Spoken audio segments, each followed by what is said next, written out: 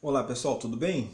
Bom, estamos aqui na segunda parte da nossa primeira aula, que é a aula introdutória da disciplina Estudos Romanos do CEAM, UERJ, ok? Nós estávamos falando anteriormente sobre documento. O que é documento? Na realidade, o nosso tema geral está baseado na pergunta: quais são os instrumentos do ofício do historiador? Ok? E o primeiro deles nós vimos que é o documento. Definimos que documento é tudo aquilo que o homem produz. É tudo aquilo que nos possibilita acessar a todo o universo sociocultural desse indivíduo, as suas relações socioculturais e políticas, nos dão informações sobre o espaço, sobre o tempo em que ele viveu. Tudo isso pode ser considerado como documento. Os documentos podem ser escritos ou textuais, né? E documentos não textuais, tá certo? Então, foi a nossa primeira abordagem, ok? Mas assim, não adianta você ter um documento se você não souber ler esse documento, entende? Você pode ter um documento incrível nas mãos, mas se você não souber usar o segundo instrumento do ofício do historiador, você não vai conseguir extrair desse documento muita coisa. E o segundo instrumento do ofício historiador, que eu estou trazendo para você aqui, é a problemática. O primeiro é o documento, o segundo é a problemática. Então vamos lá, eu não estou falando da historiografia. Se você está começando a sua pesquisa pela historiografia, você está começando errado. A primeira coisa que você tem que fazer é escolher um documento. A segunda coisa é ler esse documento e, através da leitura, você levantar uma problemática em torno desse documento. Entende? Eduardo Carr vai dizer que a história se trata de uma série de julgamentos aceitos. Percebe? Então ele vai dizer que o status de um fato como fato histórico, está numa obra dele da década de 60 chamado Que é História, né? Os fatos dependem de interpretação. Os fatos falam apenas quando o historiador os aborda. É ele quem decide quais os fatos que vêm à cena, em que ordem ou contexto. Geralmente eu pergunto para os meus alunos, né, por que o nome deles não está nos livros de história? Por que o seu nome não está no livro de história? Entende? Quem é que decide o nome de quem vai fazer parte do conteúdo da história? Percebe? Segundo Eduardo Carr, é o historiador que faz isso. É ele quem decide, através da leitura que ele faz do documento, da seleção que ele faz dos fatos que ele considera como fatos históricos e outros não. Como eu falei na primeira parte da nossa aula, como você faz em relação à sua fotografia lá nas redes sociais.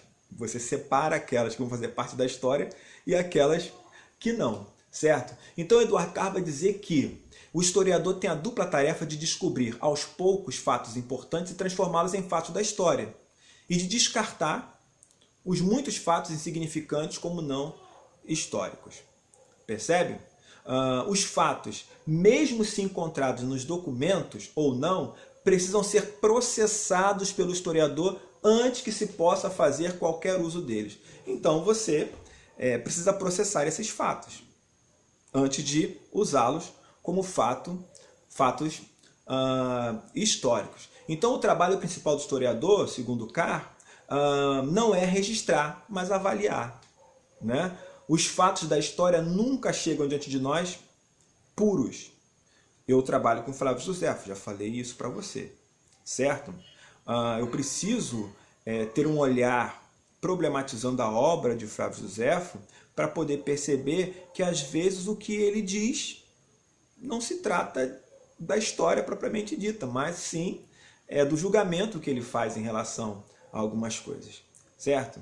Por exemplo, hoje eu estou pesquisando a vida de Herodes na obra de Flávio Josefo.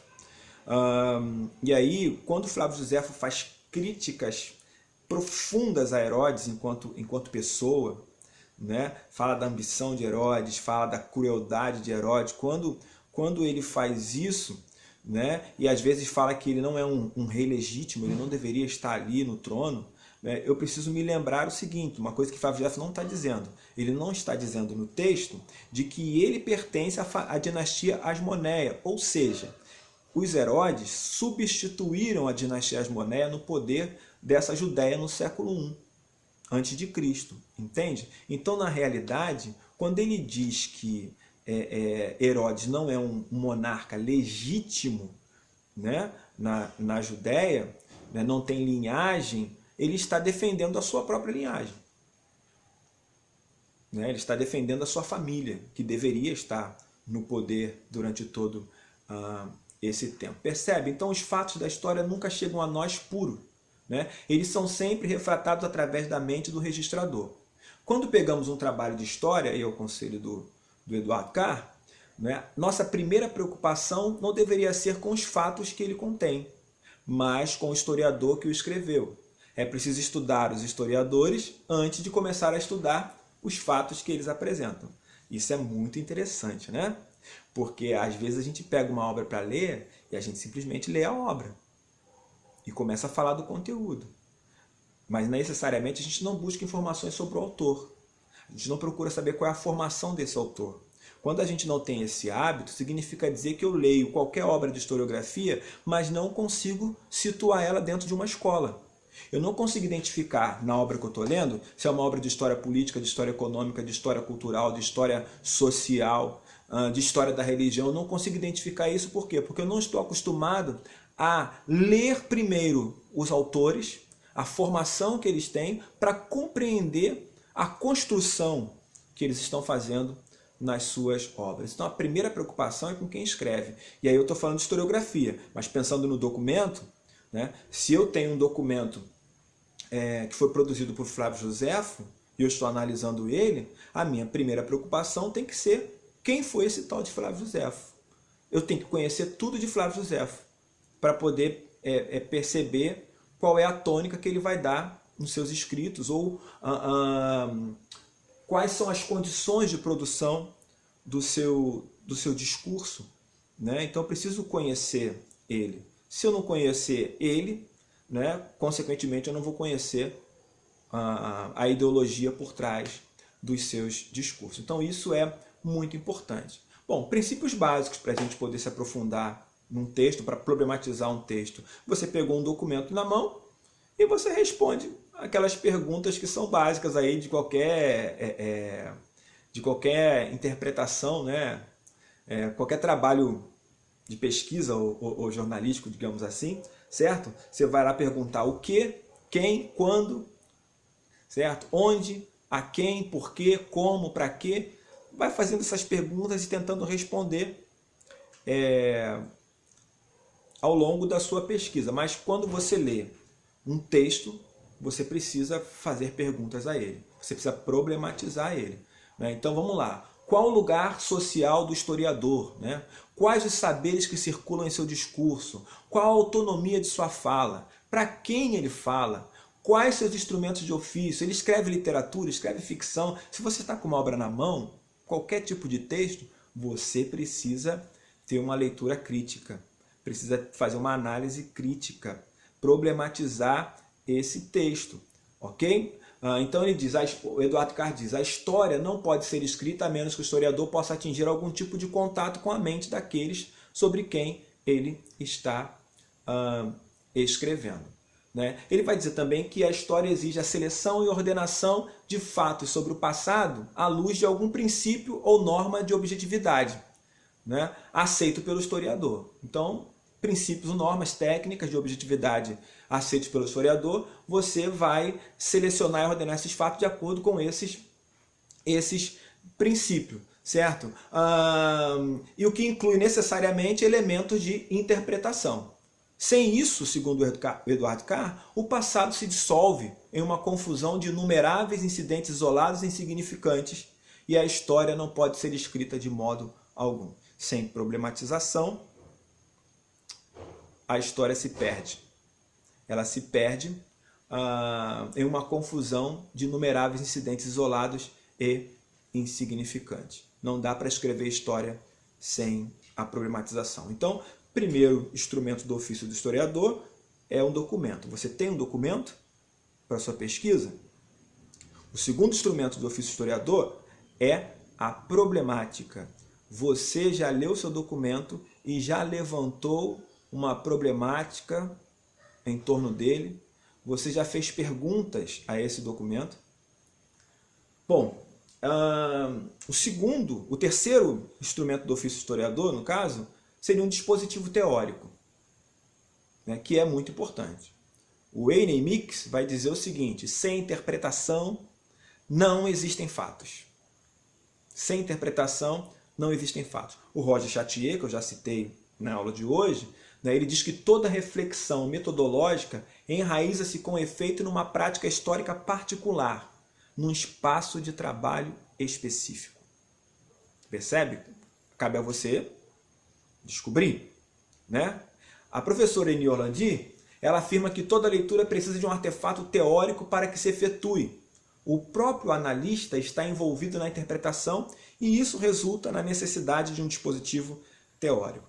Lembra que eu falei com você sobre o texto bíblico, né?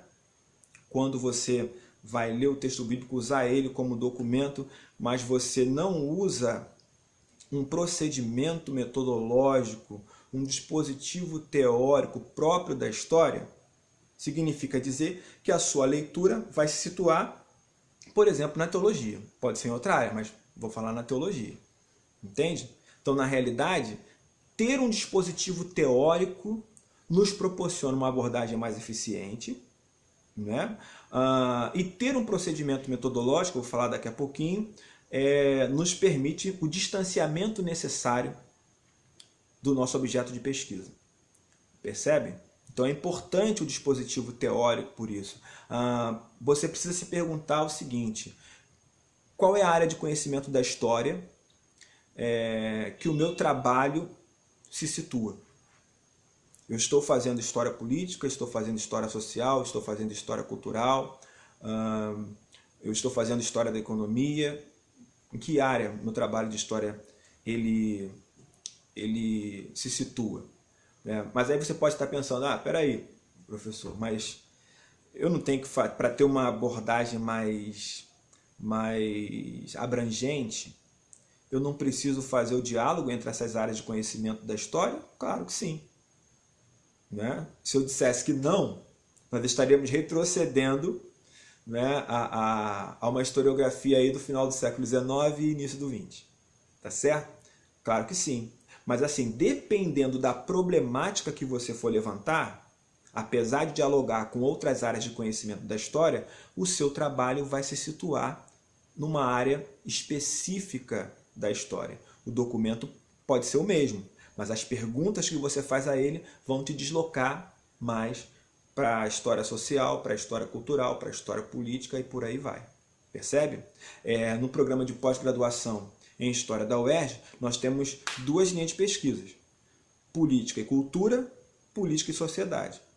Então é a história política dialogando com a história social, né? E a história política dialogando com a história cultural. Percebe? Mas assim, qual é a área de concentração fundamental do programa? História política, que vai dialogar com outras áreas de conhecimento. Percebe? Então, quando eu for ler o seu trabalho, eu tenho que perceber se você está fazendo uma história política, uma história social. E outra coisa, nem sempre determinadas áreas de conhecimento ou determinados teóricos vão conseguir dialogar.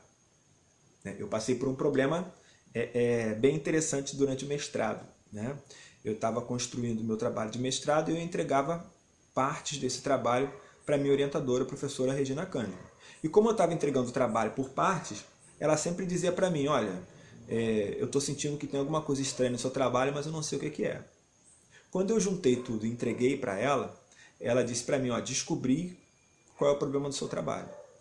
E a pergunta foi o seguinte: você não está trabalhando com Flávio Josefo? Você não está partindo do indivíduo para chegar à sociedade? Eu falei: estou. Ela disse: então você não pode trabalhar com antropologia, com Marco G, que era o que eu estava trabalhando. Eu perguntei por quê. E ela disse: porque a antropologia faz o caminho inverso. A antropologia ela sai do grupo para chegar ao indivíduo. Então você tem um problema teórico no seu trabalho e você tem que resolver. Cara, eu tive que sumir e descobri como eu ia resolver esse problema.